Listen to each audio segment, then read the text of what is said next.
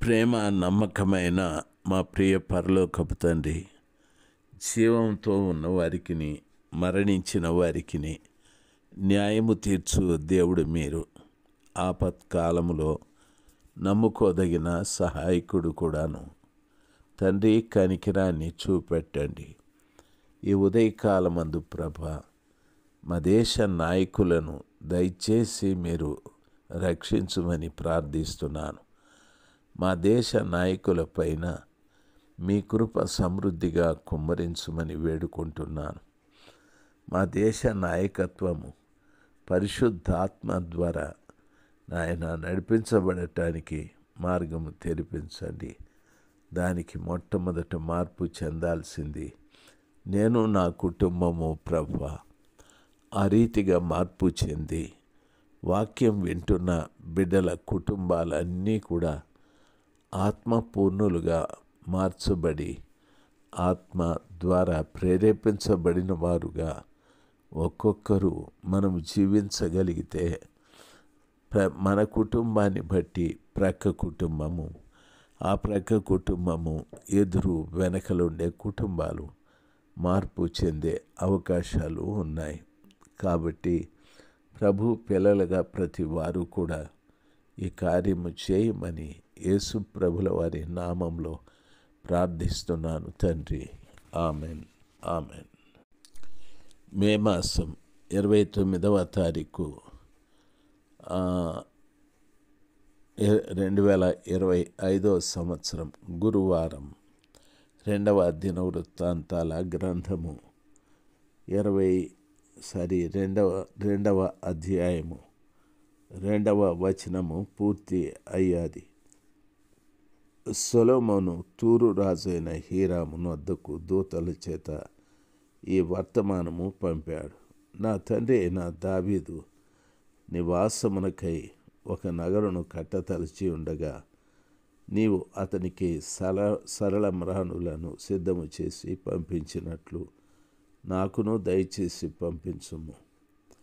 నా దేవుడైన యెహోవా సన్నిధిని సుగంధ వర్గములను ధూపం వేయుటకును, సన్నిధి రొట్టెలను నిత్యము ఉంచుటకును, ఉదయ సాయంకాలములయందు, విశ్రాంతి దినములయందును, అమావాస్య దినములయందును మా దేవుడైన యెహోవాకు ఏర్పాటైన ఉత్సవముల యందును ఇశ్రాయేలీయుల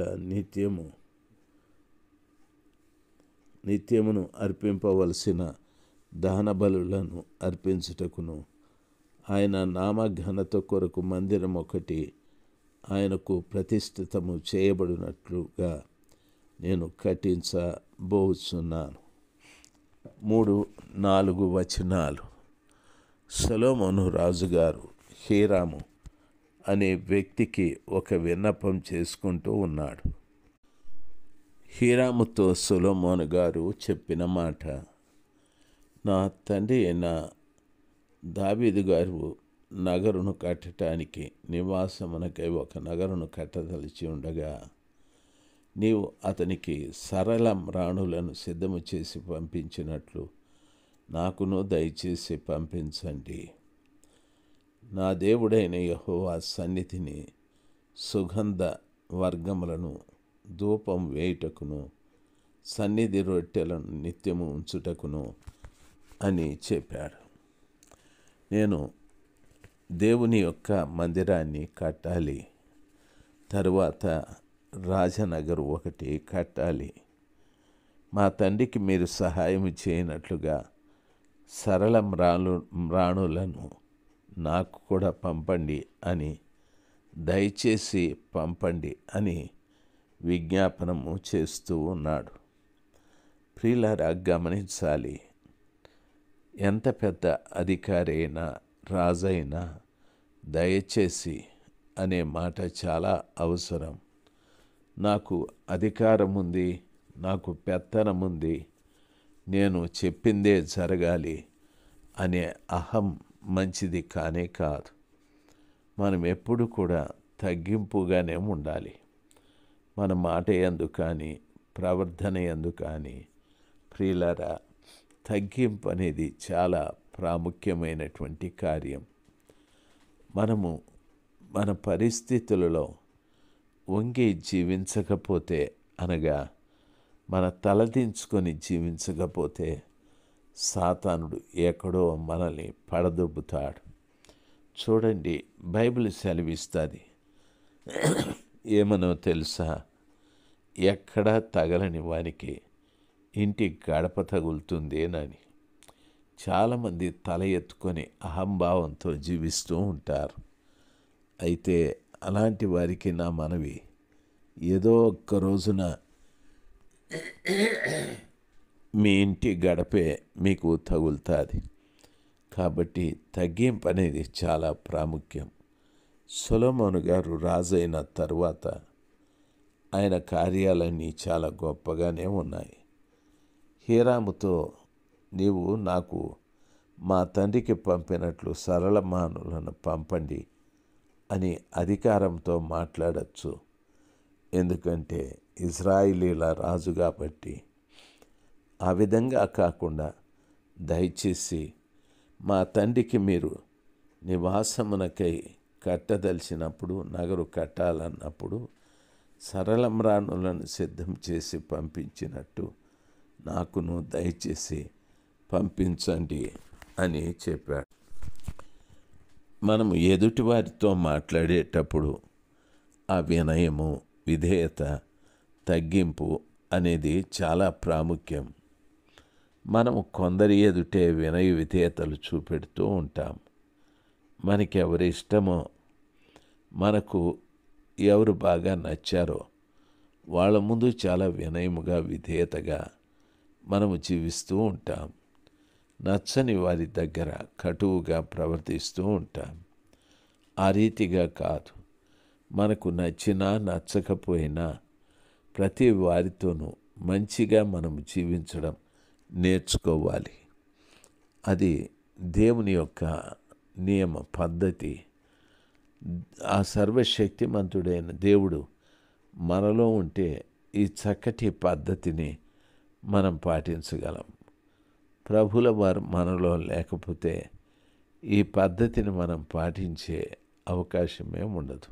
కాబట్టి ఈ రోజున ఈ స్థలంలో ఈ వాక్యాన్ని వింటున్న ప్రతి బిడ్డకు నా మనవి, దయచేసి అనే మాట నీ మాటల్లో ఉండాలి.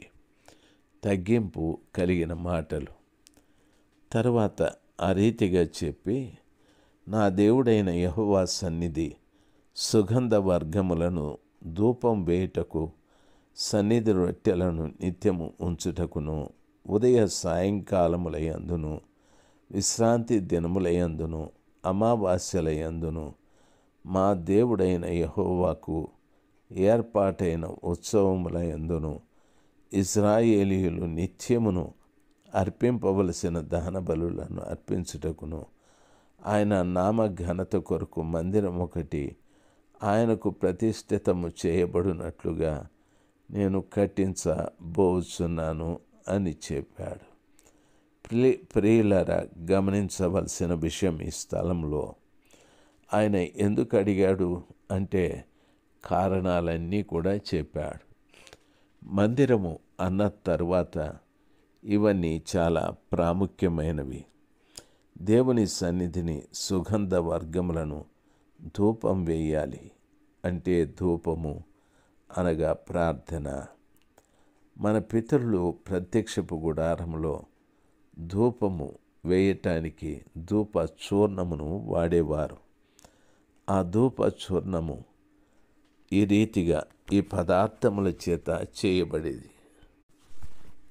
ఈ పదార్థములు అచ్చ జటామాంసి, గోపిచందనము, గంధపు చెక్క, సాంబ్రాణి, ఉప్పు, ఈ 5 పదార్థములను వారు చూర్ణము చేసి సమపాళలో కలిపి ధూపవేదిక మీద, ఆ బలిపీఠం మీద ఉన్న నిప్పులను తీసుకొచ్చి వాటి మీద ఈ ధూపచూర్ణమును వేస్తే అందులో నుండి వచ్చే ధూమము దేవునికి ఇంపైన సువాసనగా ఉంటుంది.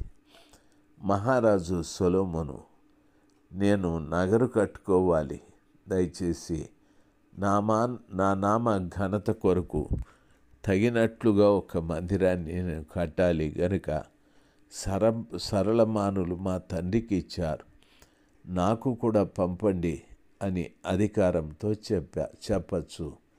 కానీ వినయంతో బ్రతిమలాడుకుంటున్నాను. అధికారము అన్ని దగ్గర పనికిరాదు. వినయము మనము నిలిచి ఉన్నంత వరకు అన్ని సమయాలలో పనికొస్తుంది.